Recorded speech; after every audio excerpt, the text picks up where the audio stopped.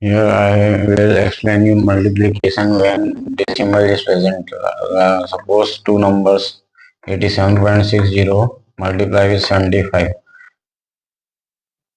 Uh, for return out the decimal, you just multiply with 100.